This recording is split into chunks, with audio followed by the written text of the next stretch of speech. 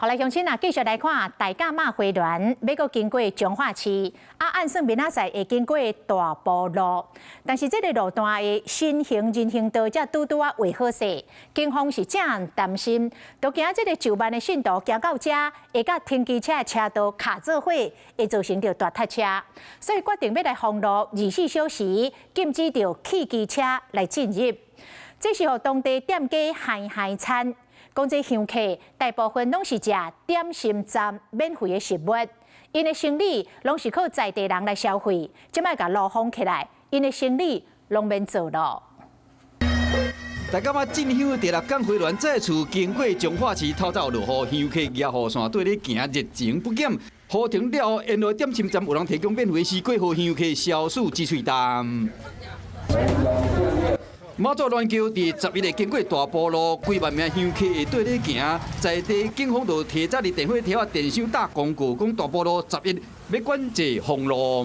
来，大家想啊，迄个唔对啦，你袂使讲头人生意卖做嘛，对不？安尼无道理啊！你管制袂使呀，阮生意也免做啊。对啊，没办法出入啊。所以你觉得信众不会进来跟你们消费？信众很少啦，因为他们都很多，我们一路上都很多人在发爱心餐点啊。生理人认为讲，虽然香客人真济，不过大部分会摕沿路点心站的物件，真少摕钱出来买物件。这的大部分是在地人，封路了，在地人我都入来，生理拢免做啊。那个绿色是行人，然后中间那个是机车。啊，万一机车停着，车子又来，然后大甲妈又来了，就没有办法过。今年大甲马花园经过大埔路拢无封，今年封路的原因就是这个新的人行道，可能造成绕境的人潮与停车冲击。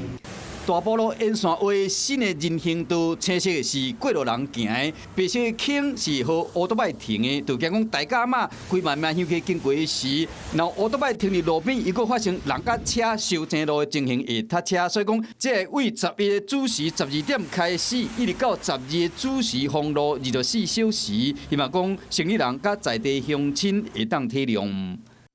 Hello， 我是谢嘉璇。想要掌握最及时的新闻资讯吗？赶快订阅、按赞、开启小铃铛，锁定华视新闻 YouTube 频道。